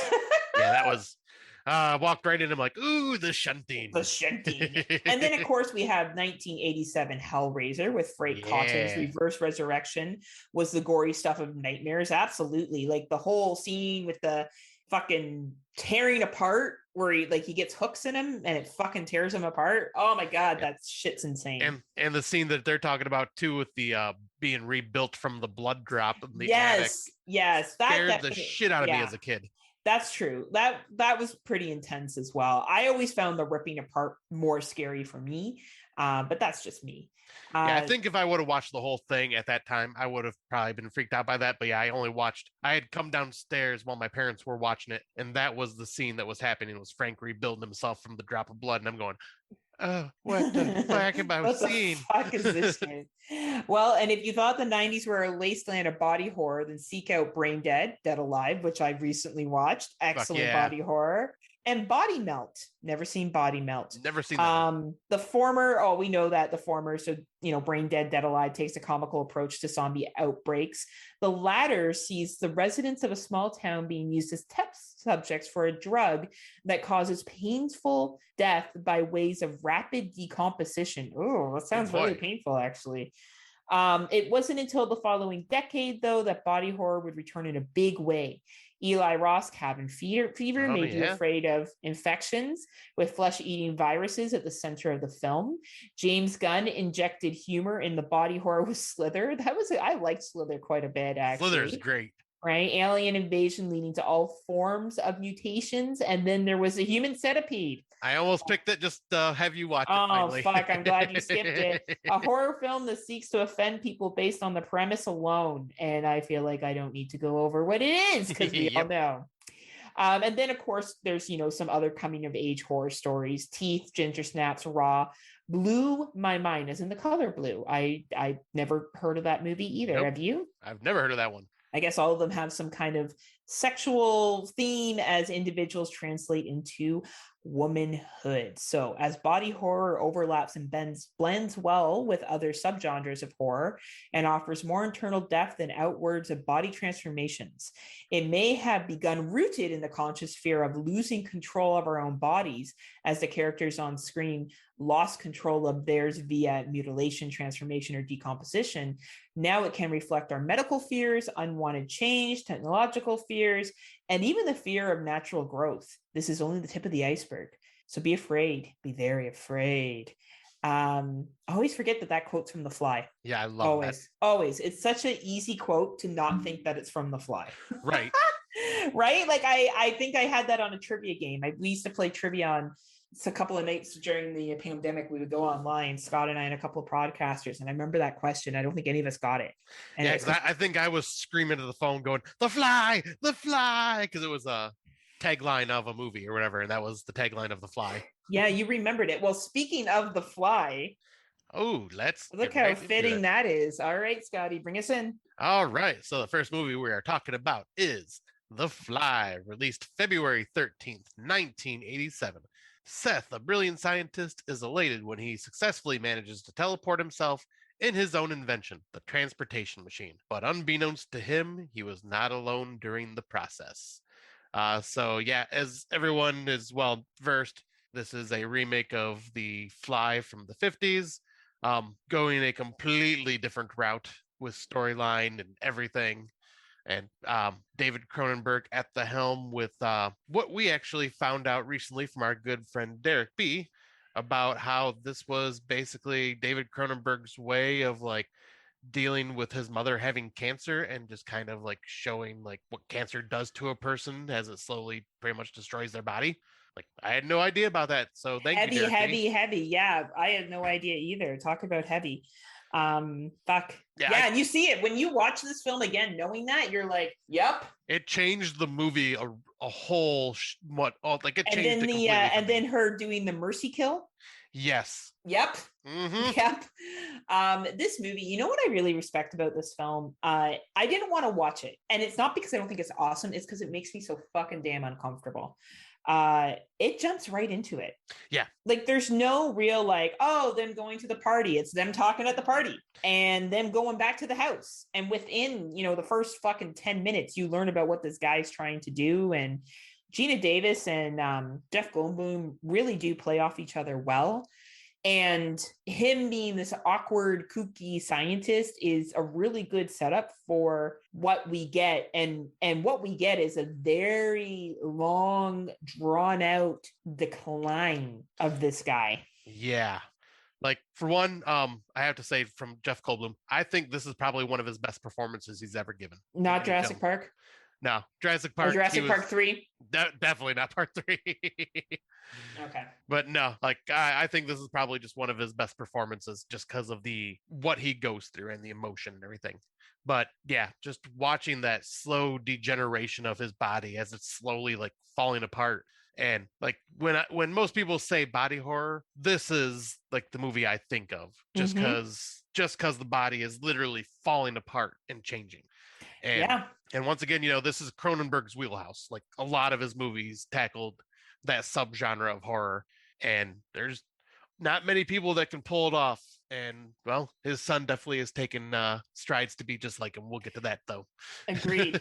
But I agree with you, Scott. And you know what I really appreciate about this film with the body horror piece? We'll skip over her relationship with her like manager or whatever the fuck his name is, and because that's all just filler, right? To what we get to, which is the body horror, is the subtleness of where he first starts to turn into the Fly, which is just a couple of hairs. Yeah. And I really appreciate the subtlety of that makeup and that effect. Like, it's one little thing that's on him. And of course, he's getting all the benefits, right? A hypersexual activity, ability to be more flexible, constantly craving sugar. But as we know, flies have a very short lifespan. Mm-hmm. They actually don't live for that long. And how he slowly, like, when he kind of bridges that in between where he snaps at her, where he's sitting down to eat a tub of fucking ice cream because he's just trying to get tons of sugar and he wants her to go through the portal and she won't. And then he goes out that night and he picks up that chick and you see his face. He just looks unwell. Yeah. Right. And as the night goes on, he looks more and more, and it's subtle, but it's also creepy. Like, you kind of wonder, the woman who leaves with him, if she's like, do you have fucking some kind of disease? Because he just looks sick. Yeah. Like, he's not like fully gross yet, but like, yeah, there's just like the sheen to him. Like, he has just a slight discoloration to him, it looks like. Mm-hmm. Mm-hmm. And just the way that he's acting too. So it's like, yeah, like I know why she went home with him, because, he bet for her basically. Well, yeah. And he snaps that dude's fucking arm, which still fucking creeps me out. Like, I still have issues with wrist horror because of that scene. It fucking makes me so uncomfortable. That scene alone makes it so why I don't do arm wrestling. Right? Like, like, when David Cronenberg thought of that fucking scene, like, that shit is mint. Like, that is fucking body horror. When you see something and you're like, this fucking shit stays with me, that I never want to do an arm wrestling because I'm terrified my wrist is going to fucking snap off. Like, how smart is that? Right. Right? It's like a play on something that no one would have really thought of and use it as they fear. So clever. So clever. Anyway, like, when you get to, like, I feel like there's like a stage where he's kind of normal. He's getting stuff on his face and then things just go dark. Like, he passes this like line to where he has remorse and he's upset and she feels empathy for him. And then it kind of gets dark because she finds out she's pregnant. Yeah. And of course, this is after she slept with him after the transformation has already happened, because he had already went through the teleporter with the Fly in the pod. Yes. So she like legit has a good reason to be afraid of like what she has growing inside of her. Though she did have sex with him before he did that. Did she? I thought it was like shortly after that, because it was like when he first went in there, like. No, they had sex. Remember, he was on the bed. He was super awkward. And the reason why he gets upset is because he thinks she's leaving to go to her ex-boyfriend. So really, and that's the only plot hole I have with this movie. For you to find out you're pregnant, you need to be at least like a month along. right? She would have had to miss her period. And so more than likely the baby wasn't a maggot, but I did enjoy that scene where she gives birth to a maggot. I did think that was a very good way of looking at, the fear of body horror and what you could be giving birth to. Once again, Cronenberg just going, yep, we're going to just make you sit and think about this. And then, like as you were saying, like that instant decline, because once he hits like that certain point, because it was like a gradual change, and then when he hit that certain point, it was just downhill. Everything just started, like his body just started falling apart fast, which unfortunately is kind of like how cancer is. It is, right? It's slow and gradual, and then quick out of nowhere.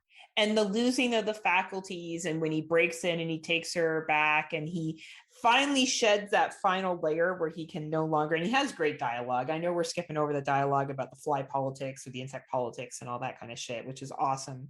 But when he sheds and he becomes the actual fly puppet that's being, as I found out from Derek, is actually being, operated by Jeff Goldblum. And that's fucking amazing. It's like, it holds up today. This shit was made in 1987 and it fucking holds up today. Like, bravo, David Cronenberg, bravo. Like, I don't know what else to say in terms of praise here. Like, these effects, like I was looking this time around trying to see like, okay, it's an older movie from the 80s. I want to see if I can like pick out things that just look extremely cheesy now. And it just looks so fucking gross and realistic. I could not, like, the only part that looks cheesy is the puppet. And that's just because you can tell it's a puppet. That's about it. Like, and it's not like it's cheesy. Bother me. No, it doesn't bother me. I'm not like I said, I was just looking for it just to see if there was a way to see it. And you could see it, but it wasn't that noticeable where it would take away from the film. It's amazing looking. I agree. Every bit of it. Like, I agree. And it's like we kind of talked over it, like didn't talk about it, but when his body, like when he starts losing body pieces and he like starts collecting them in jars and stuff and like keeping them in his bathroom, it's just like trying to preserve what was Seth Brundle before he became Brundlefly. And I'm like, and then you see the penis just falling off and like was in a jar, and it's just like, oh god. All of these things, and then your peanut, dude, it's time to just call it quits. Right? No, what's funny is that you noticed that stuff, probably being a male. You identified with that a little bit more than I did. But what always stands out to me always is when he gets blended with the machine and he falls out of the machine. And he's like this fucking horrible, gross looking thing. And she pauses about shooting him in the head. And the first time I saw this movie, I was like, bitch, you shoot him in the fucking head. What are you doing? Like, have some mercy. Pain. Like, oh my God, right? And I think it's awesome how it ends right there. And that's it. Yeah. This movie definitely, we talked about in that article, it wasn't, the starting of body horror by any stance, but I feel like this movie turned it up a notch. Yeah. Right. Like, this is, I think, where a lot of the gross out parts of body horror became like embedded in people's head because this was a mainstream film for one. Yes, it was. Yeah, you're right. Yeah. And so this like hit a much larger audience than stuff that we've watched before, like street trash that only horror fans would watch. Yes. Like, totally. So yeah, this one, and I think it even there was even Oscars got Oscar nominated or had some type of awards for it. Well, this was seen as science fiction-y, right? It wasn't horror, it was science fiction, right? So it, it's a nice little label that you can throw on something, but let's be very clear here. This is body horror at its finest. Yeah. But body horror always doesn't have to be extreme. Sometimes it can be subtle, which we're going to talk about in our next film. Yeah, so the next film on our list is The Skin I Live In, released September 2nd, 2011. Ever since his beloved wife was horribly burned in an auto accident, Dr. Robert Ledgar, a skilled plastic surgeon, has tried to develop a new skin that could save the lives of burn victims. Finally, after 12 years, Ledgar has created a skin that guards the body but is still sensitive to touch. With the aid of his faithful housekeeper, Ledgar tests his creation on Vera, who is held prisoner against her will in the doctor's mansion. So yeah, the reason I chose this film for the list was because, most people when they think body horror think like the grotesque, the oozy, pussy stuff, bodies failing them, falling apart. Sometimes body horror comes in a different package, and that is having something done to you without your consent. in a Sometimes horrific way. Antonio Banderas is better. Sometimes. Sometimes Antonio's better. Sorry, Scott. I couldn't resist. Yeah, you're right. You're right. Sometimes body horror is about things happening to you that you don't consent to, like a sex change, for example. This movie has a lot of layers to it. The body horror piece is not as important as the other topics that are had in it. It's very much a layered film that you really have to sign up for and be in it for the long haul. It's a 2-hour runtime. So I just want to warn people going into it, where this fly kind of gets into shit right away. This takes its time for you to establish what's going on. But you do see, and I'm just going to skip to the body horror piece, the forced mental and physical transformation of a man to a woman. Mm-hmm. And it's pretty intense. Yeah, because like it says in the synopsis, he's a plastic surgeon, so he has the ability to do all these things. Plus, he has friends that are helping him that they don't know why they're helping him. Like, they don't realize the whole extent of what's happening here. But yeah, it's basically a revenge film, and he's getting his revenge, and he even takes this revenge to a much further extreme by just completely transforming this person into someone they are not, forcefully. Yeah. And he, develops a vagina on this individual. And there's a part where this individual is raped, and it's very painful for this individual. Because if you are born with a vagina, your vagina is going to have obviously natural muscles in it and other such things. If you are have surgery to create a vagina, then you have to strengthen it and naturally expand those muscles. Like, that's just, I'm sure people who are transgendered, it must be very challenging. It must be very painful to go through and have that done. Unfortunately, the person in this movie did not have it done consensually. So they weren't choosing to have it done. So when, obviously sexual assault is painful enough in the first place, but to be sexually assaulted with a vagina that you did not want in the first place, and that probably hasn't been stretched out enough to not be painful. Yeah, I didn't even think about that part. Yes. Oof. Right? Must have been very, very hard. And you see the pain on the actresses. Even though we're talking about a gentleman that had a forced sex change to be female or assigned as a female gender, we have two people that play this character. There is a male that plays him, and then a female who plays her. And the female does a very good job of selling the pain that she is in. Yes, she does. And she's obviously had breast implants done. It's a very dark film, and it's not just the physical stuff. It's the walking, it's the interest, it's the flexibility, constantly doing flexibility stuff so she can be flexible like a woman. It's this forced transition that goes on for 12 years. Yeah. It's a long, drawn out, torturous thing that is done to this person. It's body horror over a long period of time, and it's mental horror. And the ending is very much, you understand exactly what happens, and it's very emotional. This is not a movie to go into lightly. I'll put it that way. This is very much an emotional film. Yeah, damn, you have pretty much hit all the notes I was going to talk about. Sorry, I didn't mean to cut you off. I hope I. Oh, you didn't cut me off. That's just what I got from it. Yeah, I was going to say you just nailed it, because just watching this as a male and just trying to imagine having this surgery forcefully done upon you, and to be stuck in the house with the person that is doing this to you, locked in this room for, like you said, 12 years. This is years of torture. Yeah, you're slowly just, and all you have to do is, well, this is my body now, so I gotta do this stuff to make it work. And after a while, you even start to think that she ends up just kind of accepting her fate. Yeah, you think that she embraces it and actually does fall in love with Antonio Banderas. Now, Antonio Banderas is a very sexy man. He is not a sexy man in this movie. He is a psychopath. He's creepy in this. Right, but like I do really appreciate his ability to perform in this film. I felt the same way about Pierce Brosnan earlier this year in False Positive. Yes. I felt that those are two people that don't come across as dicks, generally speaking, and they played creepy pieces of shit in both films really, really well. Yeah. And I think that speaks to their acting abilities, right? Like when you're able to portray that. And, you know, why this person gets into this situation, what he did as a male wasn't right either.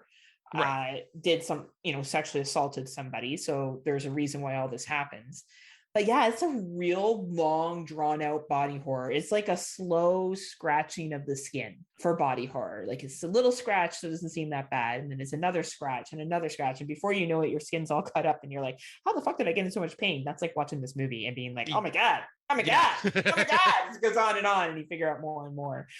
So very good, subtle use of body horror. I'm glad you brought it to the table, Scott. Yeah, this one was, like I said, I wanted to bring something that most people probably wouldn't even think of when they think body horror.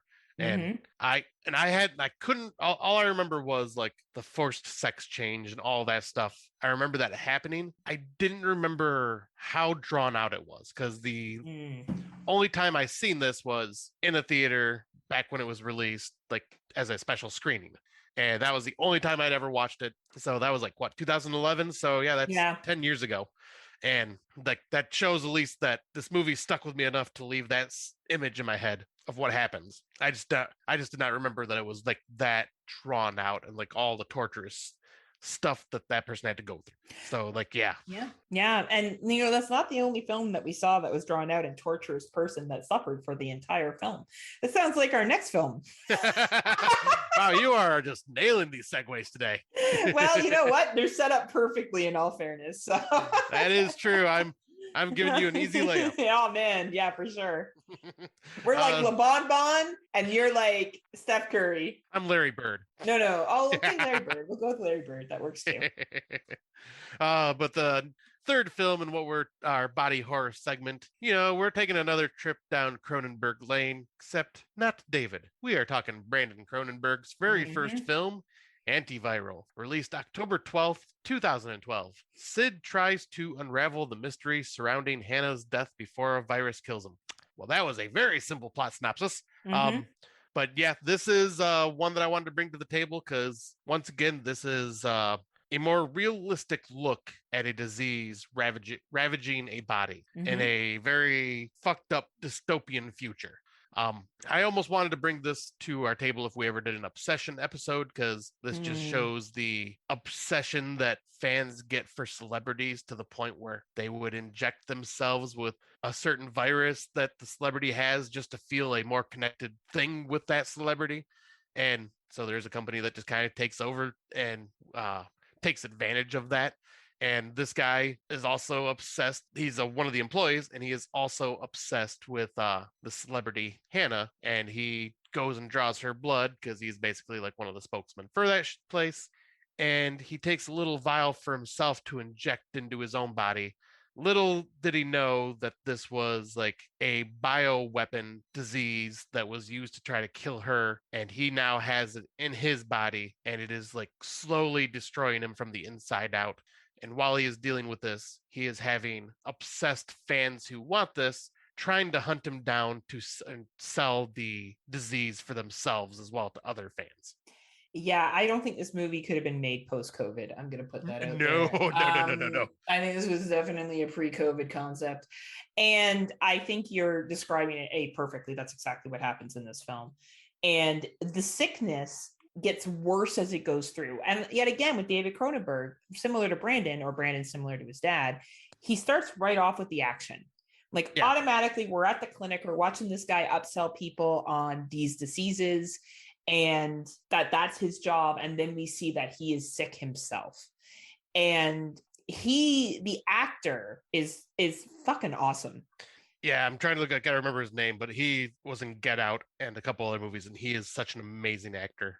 And this movie really, as you said, Scott, showcases how far people will go for celebrity status, but also shows the slow decline of this sickness and how all these people want to market this drug or this disease to others. And then there's even a part where like, I forget how it basically, I guess they've kind of put together that the disease got leaked and it's more dangerous and the company's trying to backpedal on everything. Yeah. Right. And that's, more towards the end, but this is very much a TIFF film, in my opinion. It's a very slow burn, but it's a very creepy, subtle decline of illness and watching people get sicker and sicker and sicker and taking people's blood and like really close up shots of needles and shit that make you uncomfortable. And unlike The Skin I Live In, there's nothing really overly graphic. Like there is obviously seeing people sick and blood and stuff like that. There's some graphic scenes, but I found that it was just knowing that these people are sick and watching them decline was the worst part of the body horror. Yeah, because this was like more a real war life. A war was being raged inside of them. Yes. And you were kind of just the viewer watching it go down. And it's just really subtle and creepy. Yeah, because this one makes me uncomfortable just because it's a look at what it really looks like to be sick. Like, yes. It's very, very realistic. And like you said, yeah, this could not be made post-COVID. No. This would hit too many nerves. No. But yeah, the actor is Caleb Landry Jones. Nice. I'm glad you figured that out. Amazing actor. He's amazing. Yeah. Carries this fucking film. And he just like portrays like looking sick like the whole time too. Like you can just tell like he's flushed, like just the way his face, like the way he's like just not really even like showing much emotion. Like he's just drained. But yeah, this is just one of those films that I watched him going, oh yeah, this is definitely body horror, and it's more just in a realistic, not gross you out kind of way, just more like unsettling, just because you are watching the decay of a human body. And the idea of disease selling, and then you're selling the afterlife, and even then he's still obsessed with this chick in the new way that they sell her to make money, and it really does play to like what he's talking about is money's in disease, right? There's a message here that we get rich off of people getting sick, and there's a lot of debate behind where does money exactly go for cancer research and other such things that Scott and I will not get into in this podcast. But that was definitely a political message that Brandon was trying to communicate through this film. And I really appreciate it. And I just think that this is subtle horror done right. It's not going to be for everybody because, you're not getting like over the top stuff that you're getting at The Fly, but you are getting a very, very sharp look at someone's decline. And if you liked Possessor, which was his movie from last year, I think you'll enjoy Antiviral. Like if you're a fan of his, I think you'll like both of these films. They just have a subtle way that they move about them. They're not over the top. They're very subtle in their filming. They're very subtle in their acting, but it's a good flow. Yeah, and one thing I just gotta say it, but like the way this film is shot too, oh man, it's very antiseptic. Yes, like it's very just clean and white and everything compared sterile, to the disease. Yeah, sterile. Like there yes. And it's like compared to the diseased bodies, everything else around them looks like just clean and white and clean, like just healthy, and unlike the bodies. Unlike Scott and I. So if any of our fans want celiac disease, I have that, and Scott has a bad back and high blood pressure. So. I'll say I can give you some good old heart disease with some blood pressure. We're where it's at for celiac disease is the best. Yes. Don't like eating gluten, want to overpay for bread every place you go to get gross tasting gluten-free bread. Celiac disease may be for you. Want to spend time looking over the menu, making sure you can even eat here? Celiac's for you. It's true. Scott knows. I'll have to be like, all right, Scott, we go to this restaurant because I can order at least 3 things there. So it's fine. Like, it's true. It's hashtag my life. Yeah.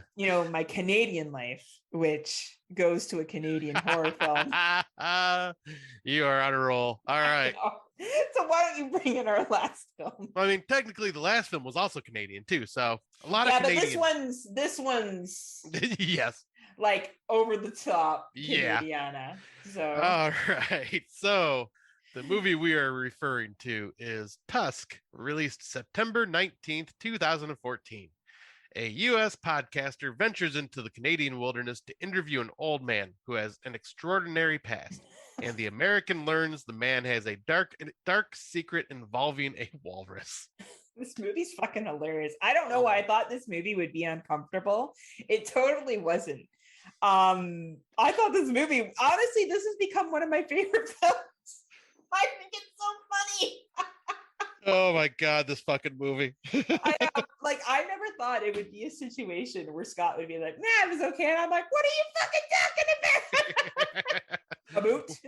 Yeah, I was going to say, well, I think it's because I watched it before you, and I'm sitting here going, oh, is this going to offend Heather?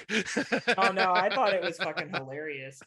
And you know what? I'm going to stay away from the Canadiana stuff, but the border security, the fucking comment that Justin Long makes about hockey and the conversation with the border guard is fucking hilarious. Like, it's really funny. So here's I'll try to get to the body horror. First of all, I want to acknowledge that they made Justin Long such an asshole that you didn't give a fuck what happened to him in this film. Yes. Like, that's what I thought I was going to be upset about. Like, I thought I was going to feel sorry for Justin Long. I did not feel sorry for Justin Long because Justin Long was a dick. So, yeah. You know, the premise of him going there to basically make fun of a kid who plays with a samurai sword, who kills himself, sadly. That's kind of the sad part of it. And then he goes to this fucking frontier man. Like, this was like every stereotypical frontier Canadian, or you could argue American dude too that lives up in Alaska. Like, oh yeah, and telling these fucking ridiculous stories that were actually quite good. The dialogue between Michael Parks and Justin Long was fucking phenomenal. Yes, like two very good actors. But when he drugs Justin Long and he cuts off his legs, that's the starting of the body horror, right? Is that he's going to turn this kid into a fucking walrus. And why is he going to do that? Because his friend the walrus died because he killed him for food. Oh, dumb, but it's cracked me up. Dumb Canadian, like, that is a dumb fisherman fucking Canadian story that you would hear somebody from Newfoundland be like, and I was out there in the boat and I was coming in and then there was a walrus and I was like, oh my God, I gotta do something about this walrus. Like, you don't know anyone from Newfoundland. And that's why this is a movie that Kevin Smith made where every Canadian, in my opinion, would not be offended by the stereotypes here because they're so fucking over the top. It's funny. Like, he covers in enough stuff that you're like, that's fucking funny because there's people like that. That's fucking funny because there's people like that. And I'll make one last Canadian reference. So there's a part where they keep talking about a hockey player named Gumshoe. For those who don't, follow hockey and don't live in Canada, we bring up hockey players all the time. Like, you could be in a regular conversation. It's like NFL for the United States, like Tom Brady, right, like fucking Patrick Mahomes and stuff like that, right? So you could be talking to another Canadian. And George and I always joke, right? Austin Matthews, hell of a player, future Hall of Famer. Oh, Mitch Marner, hell of a player. They just got to get their D on. Their D-on's got to get better, and they got to score more, and they got to drive more to the net, and they'll be fine. Like, that is how fucking Canadians talk. So this guy going off about Gumshoe was fucking amazing. But back to the body horror. That's it for the Canadian piece. But when he saws off his legs and like Justin Long looks down and he's missing his fucking leg, and the guy's trying to tell him it's because a brown recluse spider bit him. It's funny. He's like, well, where's the doctor? Oh, the doctor left. The doctor makes his round to the houses. Like, no, I don't have a phone. And he's and I gotta give Kevin Smith credit because this would have been a lot more stressful, but we found out that Justin Long's his bully who bullies people. And then he's cheating on his girlfriend, like, excessively, treats her like crap. And proudly saying it to his best friend. Oh yeah, like, completely is a complete douchebag, right? So like it's very it's really well done.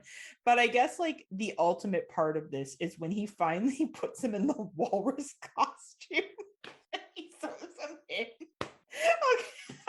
He's like yelling, like he's screaming, and he's like, no, you must learn to act like a walrus. Well, I was gonna say because he wasn't put in a walrus costume; he was turned into a walrus. Is what it was. But I thought he said no. He said, "I have a walrus costume. I'm going to sew you into it." So he used his. Yeah, it was a costume. He sewed him into. See, I thought like he literally changed him into a walrus. No, that was a costume. He sewed him into it. Oh, wow. So Okay, that he became completely. a walrus, but it was a costume because that's why he had all. That's why when Justin Long gets pulled to the bottom of the pool, and he sees the other walrus costume and the body that was inside it, the bones. That's what a costume hasn't disintegrated and the person has. And all you can see is the skeleton. Oh, okay. That's making more sense now because I was going to say, yeah, it was really lacking in the body horror part where you didn't really even see the transformation into the walrus. Didn't you see the part where he's laying on the table and he has the costume and he's wrapping him up in it? I must have missed that somehow. Oh, it's easy to miss. It's not that long in all fairness. Like, so what happens? He takes off, I'm like explaining the movie to you. Takes off his legs. And like, really, you don't see the transition. Like, you see the leg removal and you hear this guy talking to him like how you're going to become a walrus. Like, it was like a comical version of In the Skin I Live In, where that was very serious and talking about a forced sex change. This is just a piece of shit that's being put into a walrus costume. And he says you're going to learn to act like a walrus and you're going to become a walrus. And he puts him in the costume and he sews him up and he puts him in that like makeshift like water area.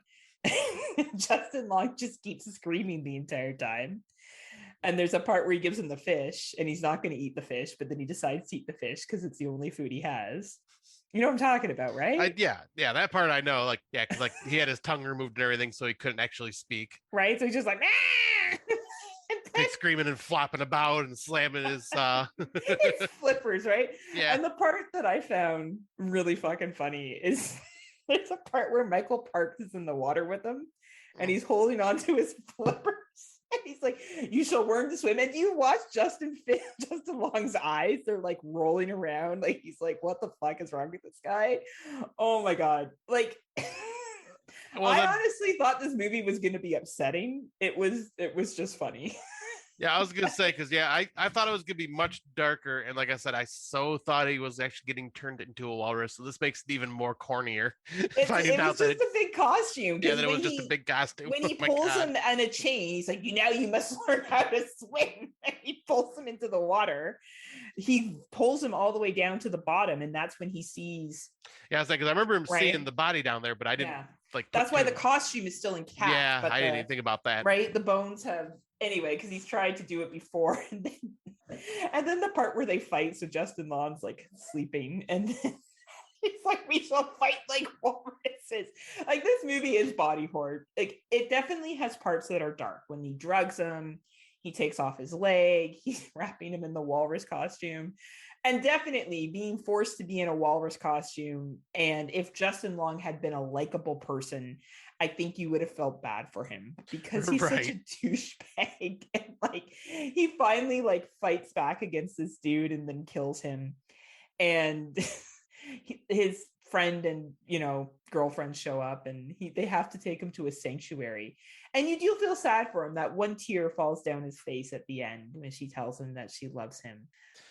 Yeah, but at the same time, he's only sewn into the costume. You think they would have been able to get some help to get that surgically removed somehow. He's had his tongue removed. He's had his legs removed.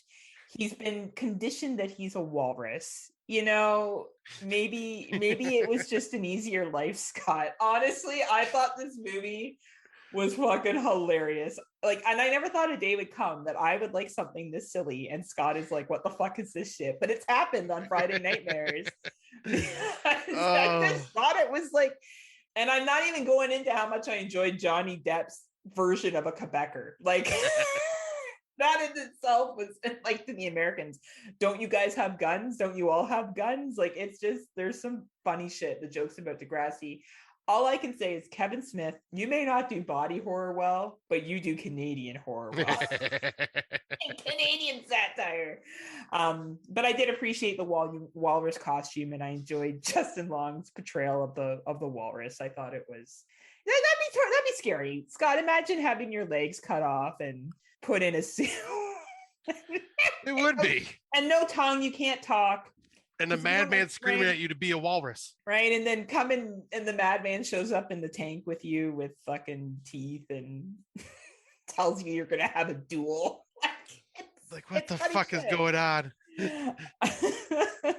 So, like, what were your takes on this? I know you thought it was silly. Obviously, I loved it. But any comments you want to make about the body horror before we put this to bed and I stop laughing? Well, you pretty much put one thing to bed, and that was the whole. Yeah, I wish they would have actually shown him like slowly transitioning into a walrus, but that explains it because he wasn't actually transitioning; he was just rolled into a suit. But yeah, I did when he was in the suit, like I did just kind of chuckle the fact like when he's getting frustrated and angry, all he can do is just kind of flop around and like It's ridiculous. and then yeah, I did chuckle with the walrus battle at the end. We got to fight to the death. He's fucking it's ridiculous. So dumb. Oh my god, it's so funny. But like, fuck. yeah, I still watch this going, oh, Heather's gonna be like, what the fuck with all these Canadian references? Like, But Heather loved it. Yeah, Heather loved it. It's become one of Heather. It might be on Heather's 50th top horror films. She liked it so much. Oh man, it was so fucking funny. Yeah, Anyway. I completely pegged this movie wrong for you. I was thinking, oh, like, oh god, she's gonna roll her eyes at this one so bad. I just feel like Kevin Smith did it in a way that he knew it was a satire and he was being silly. Like, I don't think he actually. Here's the thing: the stereotypes he came out with, and I don't mean this as an offensive thing here, aren't low-hanging American fruit that they think about Canadians. This isn't Canadian bacon, which was really a low-hanging stereotype. This was like a step up from that. Right. That if you've actually been to Canada and met with someone from the West, or met with someone from the East, or met with a true Quebecer, or listen to like the way people talk about hockey, or the Grassy High, or how people talk about Americans, like it was funny. Like, it took that stuff and it kind of supersized it and put it on steroids, and it was entertaining. But honestly, the scene that makes me laugh is when the dude, and I've gone over it already, is in that pool with Justin Long, and he's dragging him around and he's saying stuff, and Justin Long just keeps rolling his eyes. That's subtle acting without having to do much. But definitely not one of our darker body horror films. Nope. Definitely a very fluffy one to end off our body horror discussion on. Yeah, I had no idea it was going to be that like over the top silly. Like, I figured it would be a little bit, but I thought it would be a little more darker than it actually was. No, it wasn't dark. It was not dark. It was not an uncomfortable film. No wonder when people like, I was like, I'm scared to watch Tusk. They're like, you'll be fine. It's not what you think it is, Heather. But anyway, for out of our dark, out of the dark, out of our dark. Is that a new sexual position? Out of our dark. It's what I'm gonna do to you when I put you in a walrus costume when you come up here. Take you to the Toronto Zoo and wish you the best. Anyway. Out of the dark, we're gonna just be giving a shout out to some 2021 must-watch movies that we think, if you haven't had a chance to check them out yet, you should. And no particular order of the ones that we like, unless Scott has an order. I just listed mine in terms of what came up first on my letterbox. It was easier for me to connect to. So the first one is Censor. This is an 84-minute runtime. It's a short synopsis about a censorship in the 80s in Britain. And it follows one main character. It's quite good, very well acted, excellent film. It has a 3.3 rating on Letterboxd. You can find it on iTunes, Google, Microsoft Store, Cineplex, and YouTube. The next one is The Sound of Violence. Definitely a sleeper hit, I think. Not as high of a rating, 2.7. Not everyone liked it as Scott and I. I'm looking at you, Tim Davis. But that's okay. That's okay. I really enjoyed this one quite a bit. It's available on iTunes, Google, Vudu, Microsoft Store, and YouTube. Sorry, iTunes, Google, Vudu, Microsoft Store, and YouTube. Another take on body horror, actually. Yes. Very, very interesting. Next one is Benny Loves You. A lot of people. Cut on me. Fucking one of the best horror comedies that have come out this year. Oh, it's so. The way I always describe this hilarious. movie is it's adorably demented. It is so funny. It is available on Amazon, Google Play, Vudu, and Showtime Amazon. Please check it out if you haven't had a chance to. A lower budget sleeper hit. If you enjoyed Come Play last year, you will like this film. It is called The Djinn, and it is available on iTunes, Vudu, Google Play, IFC Amazon channel, and YouTube. And finally, The Visual, which we've already talked about earlier. This is a great horror film from the Jewish community perspective of what happens when we die. 88-minute runtime. It is available on iTunes, Hulu, not Hula, Hulu, Google Play, Vudu, and DirecTV. So, Scotty, what are yours? All right. So, yeah, these are ones that kind of like what you were doing too. I picked 5 that I just don't see being talked about a lot that I think should be contenders for end of year lists, or at least should be watched. So one of the first ones I picked was Fear of Rain, mainly because the story is not unique, because it's a typical story like Rear Window, Disturbia, stuff like Fright Night. It's that type of storyline. But what it does is it covers schizophrenia in like such a realistic way of someone that is dealing with it and how they're coping with it, and like the way they cope with it, and just like the plays on like what is she seeing? Is it real, or is it just in her head? And it leaves it up to the leaves a good mystery like leading up to this entire story. And I found the performances all were really well done. The other one was I'm trying to get to my letterbox for this. Sorry. That's okay. You should have been more prepared, Scott. I was, and I backed out. Then now it's closed off. There it is. So yeah, the next one is We Are the Missing, which is basically about one morning when Riley should be at class. Her mother, Angie, hears a cell phone ringing from her bedroom, soon to discover Riley left her phone behind. She answers what is Riley's best friend Mackenzie's third attempt to reach someone, and basically Riley has just gone missing with a couple of others. And it's basically a lower budget. What was the name of the movie? Lake Mungo? Yeah, Lake Mungo. Yeah. But yeah, it's a lower budget version of this. Very well done in the mockumentary style. Very well acted. This was a very early watch for me, but it still has stuck with me. Mm-hmm. Another one, I brought it up earlier in our recently watched list, and that is Ankle Biters, or also known as Cherry Pickers. I brought this one because obviously it's not available anywhere right now, but man, did this movie just exceed my expectations and just was way darker than I had expected it to, and just very well done. And I'm sorry, Fear of Rain can be watched on Hulu. We Are the Missing, still not available, actually. Oh, man, I hope it drops this year. Yeah, I'm kind of shocked on that one. Ankle Biters, still not available yet. But the next one is My Heart Can't Beat Unless You Tell It To, which I found this to just be a very unique take on a horror trope or a horror subgenre that has been done thousands and thousands and thousands of times over. And it's making people into walruses. Yes, with shouting Quebec lines at you. Yeah, and yelling hockey all the time. Yes, hockey players' names randomly. And saying sorry in the boot. Oh man.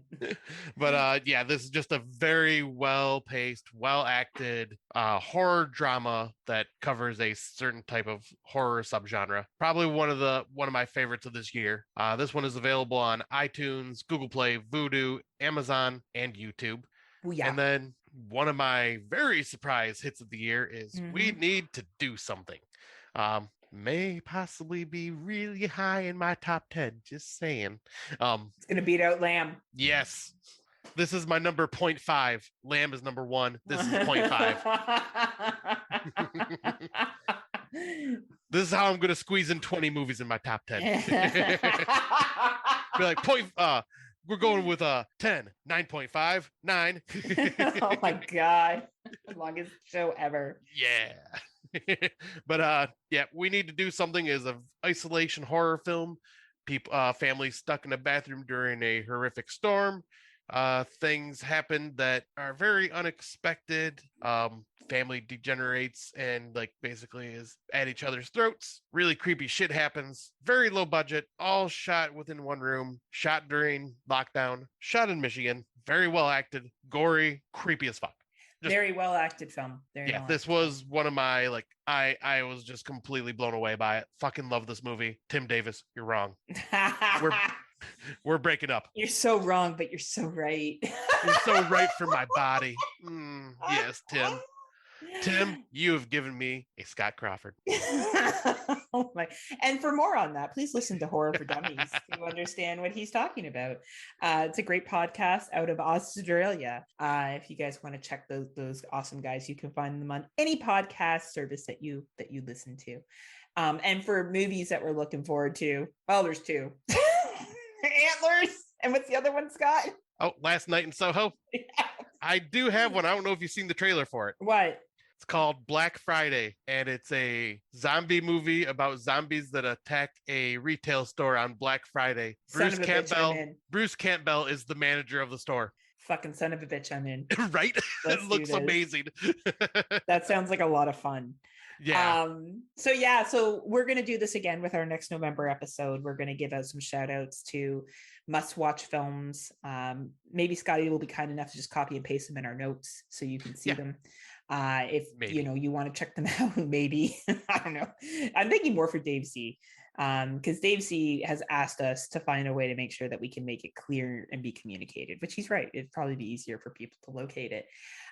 So yes, we will do this again in November, and then we're going to do something a little bit different in December. And then we have some new stuff coming up for January. We're going to be doing a very special episode for our 50th and 51st episode. It should be a lot of fun. Scott just moved his eyebrows up. It's very exciting. Yeah. He's overwhelmed at how exciting it's going to be. I mean, my nipples are erect right now. Absolutely. Like I can cut glass. There's what we're going to do on episode 50 and 51, and then there's everything else in life. All I got to say is for episode 50 and 51, everybody bring your lube. Scott, I love it. That's really funny. So as always, thank you for tuning in. If you haven't already subscribed to Legion Podcast, and what are you waiting for? What are you waiting for? What are you waiting for? Please subscribe to Legion Podcast and listen to all our awesome Legion friends and their podcast episodes. Also, if you're not a Patreon, then Scott, what are you waiting for? What are you waiting for? Please join Patreon today for $3 a month. You get tons of goodies. You get our top 5 show. You get a whole bunch of other stuff. You get Bo. Who doesn't want more Bo?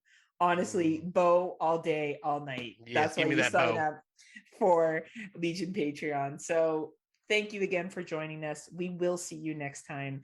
Scotty, do you have anything to say to the people? Yes. Until next time, be sure not to talk to some weirdo way up north in the Canadian outback, especially if he starts talking about walruses. Just never know. But if you happen to do that, please message your friend, say, find a Quebecer investigator, and just hope for the best. Until next time, or unpleasant dreams. I had a body hole and I got the salmon and it was so big in the cod. Good night, guys. See ya. Bye.